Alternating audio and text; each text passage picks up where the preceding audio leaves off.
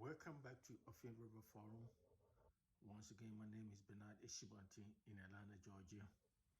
So if you haven't subscribed, this is the time to subscribe, share with friends and family.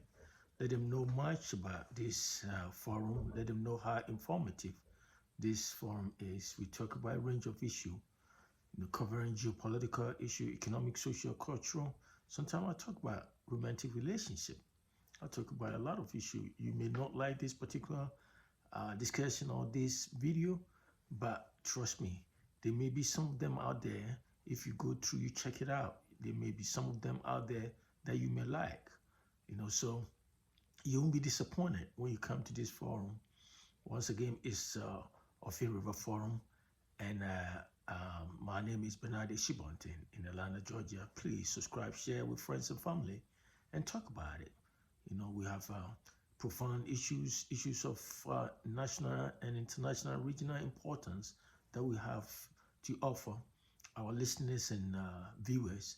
And it's worth it when you come here. So today's discussion, I know I've been missing in action for a little while because I've been doing a lot of things and I've not been consistent like I'm supposed to be. But I promise you that right after the Christmas, I make sure that I will keep on, keeping update, uploading videos for, every week. I'll be trying to be consistent with it, no matter how busy I am. So today's discussion or conversation will be focused or centered on a speech, remarks the President of the United States, Mr. Biden, made, in connection with the opening of U.S. African Leaders Summit somewhere last week, or to be specific, on December the 14th, 2022 in Washington, D.C. December 22, 14th December of this year, December 2022 in Washington, D.C. In the opening remarks when Mr. Biden, the current president of the United States, was opening about 49 African countries gathered in Washington, D.C., and we're talking about trade and, other important issues, connecting between the two United States and African countries. Mr. Biden, in the opening remarks, I quote, he said, "When Africans succeed, then United States also succeed. When Africans succeed, United States succeed." And even he added that even the whole world succeed. But the emphasis was because it was a meeting between United States on one hand and African countries, about 49 African countries on the other. And he said, when African countries succeed, Africans succeed, United States succeed, and add that the whole world also succeed. And I think, the point I'm choosing this, or I'm trying to focus on this particular quotation or this remarks by Mr. Joe Biden, not because I think the president was using that, Mr. Biden was using that utterances or language just to make African leaders gathered in Washington to feel good about themselves, or he was just making an exaggerated claim of any sort. But I think it was a very valid, excellent point. Excellent point in the sense that Africa is a very, very important region, important continent in the world. But unfortunately, we don't take Africans don't take advantage of it. In other words, they take one step forward and then they take back 3 steps backward. And so I think Mr. Biden make an excellent point. He has observed, like many other countries around the world, they know that Africa is a place to be. It's a future. And I'm come to break certain things down for everybody to understand why I think Mr. Biden make that point that when Africans succeed, United States succeed. Well, first of all, if you listen or you look at a lot of statistics, valid, important statistics and studies, you see the African share of global market, African share of the global market, the percentage of African or what African covers in terms of global trade market is Africa has about $3.4 trillion. African market. The whole, the way, the part of, part when you are portioning each of the continent,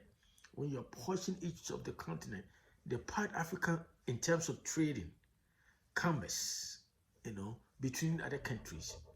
Africa as a whole occupy about African market covers about $3.4 trillion. And for those of you who probably do not know what trillion means, if you don't know what a trillion means, 1 trillion is equal to, if you have billion 1,000 times, like you have 1 billion, 1 billion, 1 billion, 1 billion, 1,000, make 1 trillion. Think about it. You have 1 billion, 1 billion, 1 billion, 1 billion, 1 billion, 1,000 times, make 1 trillion. And think about it. An African market occupies about, African worth about $3.4 trillion. Think about this. See, it's a huge amount of money. And so that is why Mr. Biden make that point, because when African economy become buoyant, become, strong, flourishes, if the African economy flourishes, yes, every part of the world also benefit, because the more you trade, that's how country develop. That's how country prosper, progresses. When you trade with other countries, that's how you make money. That's how you earn foreign exchange. That's how your currency against international currency, gain value, appreciate, gain value. So when you are not exporting, but rather you are importing, all that you do is to buy from other countries. You give other countries, those people you are buying from, make more money than you. You see, and so that is the problem with Africa. We consume more than we export. And so Mr. Biden, the whole world, they know that Africa we sit on a huge market, but we don't know how to take advantage of that. So when Mr. Biden make that point, that when Africa succeed, he knows exactly what he's talking about.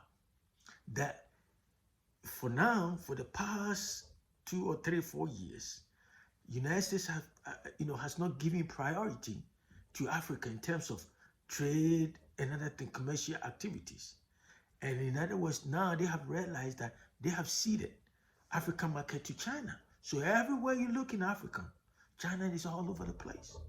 As a matter of fact, according to some statistics, China trade with Africa last year, 2021, worth over $254 billion. That when you compare to United States trade with Africa in that same period, the 2021, is less than 100 billion.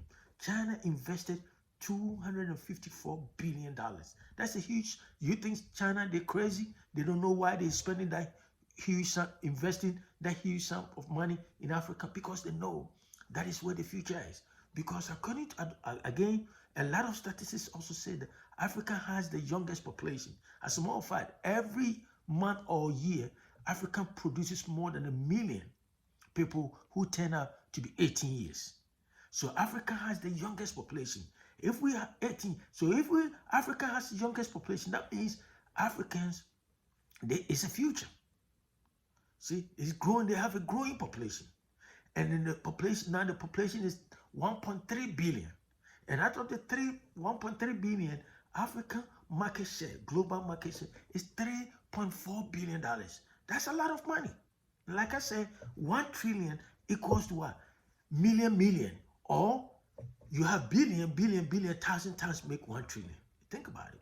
And so any country that is so smart will engage in Africa. You trade. So when you see China everywhere, in Ghana today, Chinese are everywhere. Chinese has a policy called BRI, stand for Belt and Road Infrastructure Development, Belt and Road. So that's a policy they adopted. So they use that policy, Belt and Road Infrastructure. That's what they engage more. When China come to Africa, where they engage more, you see them more on physical infrastructure. What I mean by physical infrastructure is building of roads, bridges, flyovers, right? They have all those bridges, those things. That is what China invests their money on. So Mr. Biden met the African leaders, about 49 African leaders in Washington on December the 14th. He said something to the effect that, now United States want to put Africa on a higher pedestal in terms of trading. They want to prioritize Africa trading instead of putting Africa in the back bench like Mr. Trump did. You see, when Mr. Trump came, he wasn't so much interested in trading with Africa or engaging in Africa. Rather, he was giving Africans names, all kind of name. That was not that friendly or pleasant. And so sometimes you can understand some of the African leaders when they don't want to trust United States in terms of trade, because successive government, when other government comes in, some of them may not be all that interested in dealing with Africa, or it's just like they don't prioritize trading and other activities with Africa. And so that is why China has taken advantage, that filled that void that United States has created. So now United States have realized that Africa is the future. They have a huge market. And so Mr. Biden called all these African leaders in Washington on December the 14th. It was about 3 days meeting. And the title or the meeting was headed, titled U.S. African Leaders Summit. And during the meeting, I think the president of Ghana was there, Nana Akufo-Addo was there. And so they talked that how United States want a partnership with Africa in a very serious way.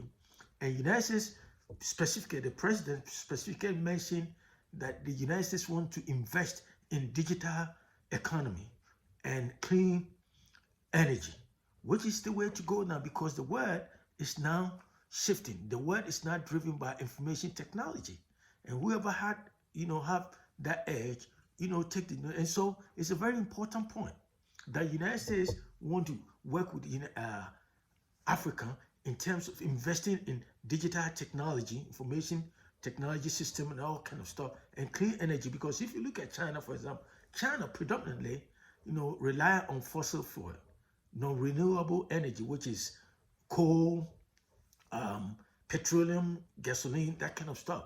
And so if you look at United States now want to invest more in clean energy, like renewable sources of energy, right? So that is what Mr. Biden, identified that he or United States want to work with African countries. And I hope our leaders will take advantage instead of, dismissing United States as unreliable or whatever. Sometimes you cannot blame, the United States, because it's a democratic society, system. And so when another government comes in, they are free to pursue any policy or prioritize the policy or country they want to deal with. But I think now they are coming back to the senses and realize that China has taken over. And everywhere you go, even though China appears to give loan, relatively like cheaper loans, but beneath that loan, the terms look so opaque, or like it's not really, really clear. It's not set in black and white. And sometimes by the time you pay that loan, that so-called cheap loans, you end up paying double or triple. So nothing is free in this way. So when you see China taking the language Africans want to hear, sometimes acting like, oh, we are on the same level, we are all developing country, where China is not a developing country. China is a developed country. And so when they come to Africa and pretend that they are developing country like other African countries, that is not true. So my point is, there's no such thing as dealing with United States. United States may not be perfect. Neither is China. None of the country. Every country pursue their national interests. And so it's not only United States. But some will come and pretend like there may be a wolf or a lion in a sheep clothing. And you may not even know it. You see what I'm saying? So again, I want people, my listeners to know that China, the Chinese work hard and everything. They think more about their country. They want to develop and everything, and they have developed. But guess what? A lot of things they have achieved, they get those ideas from the United States and other Western countries, Canada, Australia, and Japan, and other Western nations. So there's no such thing. They have the resources. The Western countries, they do. And so don't let us sit here and say that, oh, Americans are arrogant, this, and everybody is arrogant. When you get money, sometimes you think like you're all that, everybody. So what is the point? And then some people talk about how there's so much racism in America. Yes, there's no, for me, there's no such thing as racism. It's all tribalism. They just use the word racism because we have only one human race, one race. So how can we have racism? It's tribalism. And when we talk about tribalism, there's tribalism in Ghana, tribalism in Nigeria, tribalism in America, tribalism in Russia, tribalism in China. Everybody, even within families, close-knit families, there's tribalism, discrimination, and all kind of division in there. So what is the point? Let us focus on what United States has to offer, and if they come in as partners, equal partners, where they all trade with Africa, invest, very far-reaching, value-added investment and that kind of stuff. That's all matters than to complain and talk about this and that and that and that, because Africans sit on a huge market, huge market, huge resources, human capital. We have the youngest, Africa has the youngest population. So what is the point? I'm sick and tired of talking about the fact that we have all these resources, all these natural resources, any resources that a country needs to develop, we can find it beneath the soil of Africa. And what have we done? We move one step forward and then about 3 steps backward. What is that? And just complain and talk. What is the point? Let us exploit all this, take advantage, the opportunity United States offer, and let's take advantage, because now they have come to United States is coming back to Africa because they have realized that China wants to change the world economic order and change it to suit their values that reflect Chinese values. And United States don't want to sit down and let that happen. So they want to engage in Africa. So the countries in Africa who are serious, want to engage with the United States, they will be willing to do it. Canada, Australia, those are the countries that can give you something. They have money, they are open system, democracy and human rights. That is the way to go. And I think, like I said, Africans sit in the big market.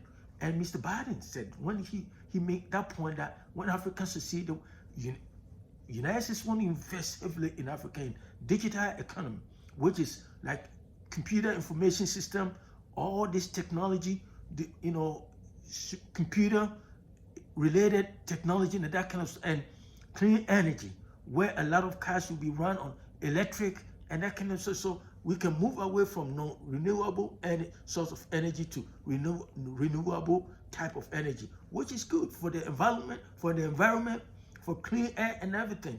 Because, like I said, when China comes to Africa, they're more interested in the physical infrastructure. And I think today the way to go is in that clean energy,